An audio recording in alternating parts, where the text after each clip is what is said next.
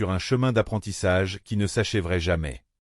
La véritable récompense n'était ni l'argent, ni la célébrité éphémère.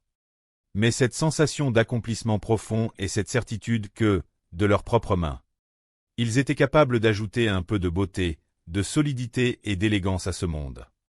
L'humanité, avec son génie créatif, ses passions et sa capacité à s'émerveiller, continuait de briller de mille feux, tout comme l'acier poli sortant triomphant de la forge. Et dans chaque éclat de lumière se reflétait l'esprit indomptable de l'artisan, gardien d'un savoir ancestral et créateur de lendemains radieux. L'histoire ne se termine jamais, elle se perpétue à travers le temps, portée par les générations de passionnés qui maintiennent vivante la magie du fer et du feu. La forge, éternel symbole de transformation, attendait patiemment ses prochains héros. Sous les faisceaux lumineux des projecteurs, l'atmosphère de la grande forge palpitait d'une énergie créatrice indescriptible. C'était un lieu où le métal rencontrait la passion, où le vacarme des marteaux sur les enclumes composait une symphonie dédiée à l'artisanat ancestral. 4 hommes, unis par le même amour de l'acier et du feu, se tenaient prêts à transformer des blocs inertes en véritables œuvres d'art. Paul, un homme de 42 ans au sourire serein, observait son enclume avec la précision d'un esprit scientifique. Ingénieur en électricité ayant consacré une longue partie de sa carrière aux missions spatiales, il voyait la forge non seulement comme un art, mais aussi comme une science fascinante. Les phénomènes physiques, comme les traitements thermiques, n'avaient aucun secret pour lui. À ses côtés se trouvait Cody, un jeune homme de 29 ans, forgeron amateur depuis 2 ans, dont les yeux brillaient d'une détermination joyeuse. Il avait appris les rudiments du métier auprès d'anciens champions et portait en lui un respect immense pour les traditions. Un peu plus loin, Gary, du haut de ses 23 ans, ajustait ses gants. Malgré sa jeunesse, il forgeait depuis 5 ans et apportait toujours une touche de bonne humeur communicative. Enfin, Tim, un vétéran discret mais passionné, complétait ce quatuor. Tous partageaient cette douce excentricité des amoureux de la création, formant une véritable fraternité de passionnés. Le maître de cérémonie, affichant un sourire accueillant, annonça les règles avec enthousiasme. Les forgerons devaient concevoir non pas un, mais 2 couteaux identiques en utilisant la méthode complexe de l'acier de Damas forgé dans une boîte métallique.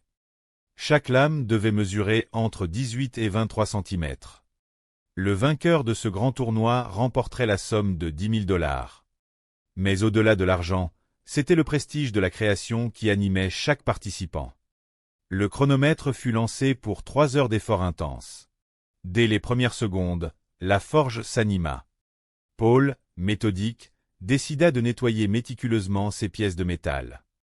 Il savait que la moindre impureté risquait de compromettre la soudure. Cody, adoptant une approche tout aussi prudente, nettoya l'intérieur de ses récipients métalliques avec un soin maternel, s'assurant qu'aucune poussière ne viendrait troubler l'alchimie de l'acier. Gary, porté par la fougue de sa jeunesse, prit le risque de souder plus rapidement, confiant en sa capacité à dompter la matière. La chaleur des fourneaux montait, teintant les visages d'une lueur écarlate. Les rires et les encouragements fusaient à travers la pièce, prouvant que malgré la compétition, la bienveillance renait. Le moment crucial de la presse hydraulique arriva. Il fallait une pression immense pour que les couches de métal fusionnent parfaitement. Cody manipula la machine avec une délicatesse remarquable, obtenant une soudure parfaite du premier coup.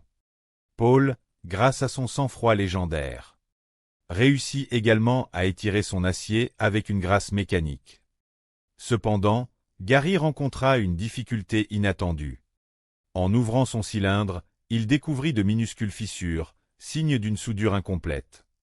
Malgré ce contretemps, il garda son sourire et tenta de réparer son œuvre avec une ingéniosité admirable.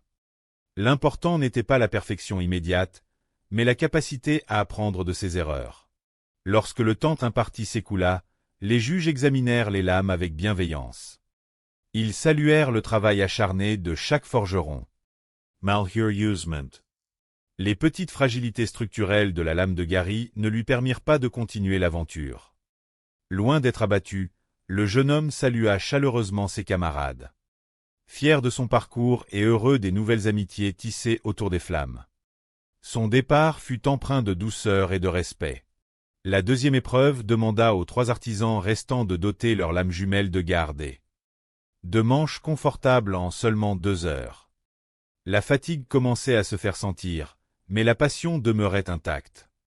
Tim, avec son grand cœur et son expérience, se lança dans la confection de manches robustes, espérant offrir une prise en main solide.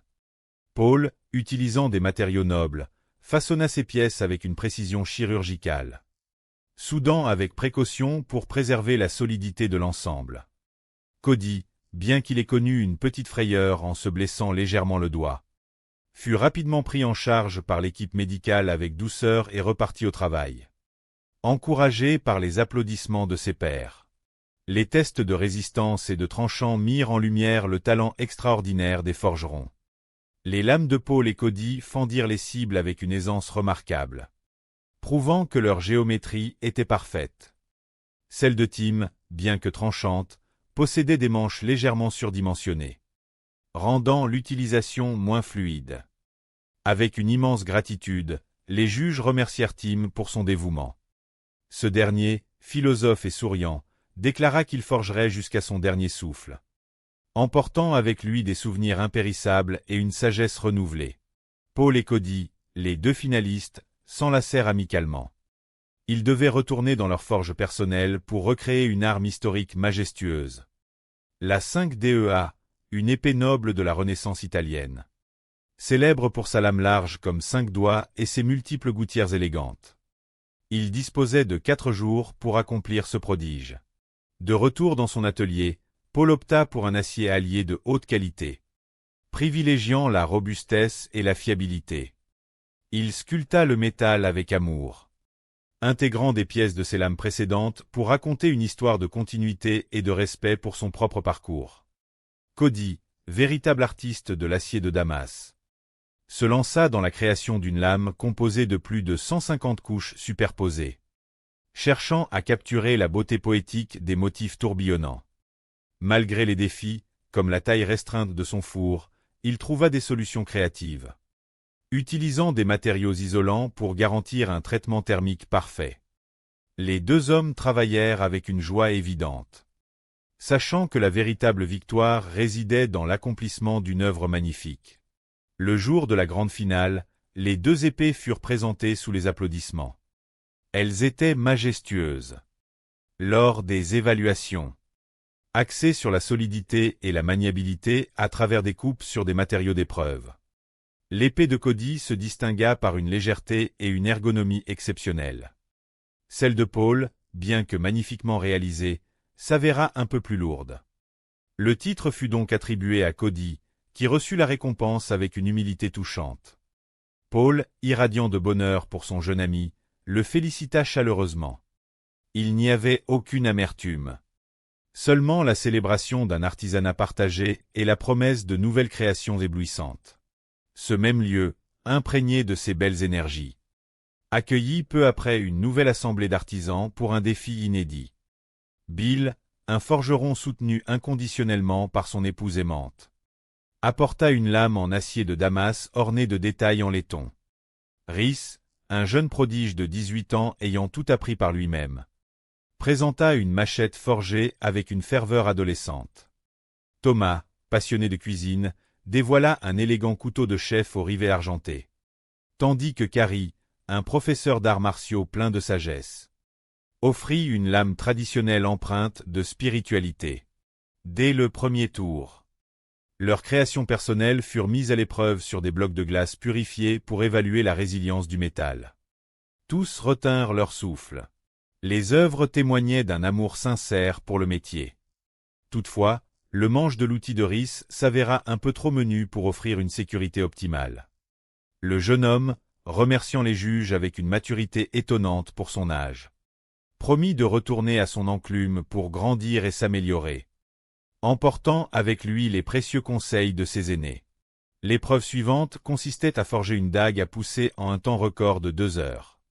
C'était une danse effrénée contre la montre. Les forgerons durent faire preuve d'une inventivité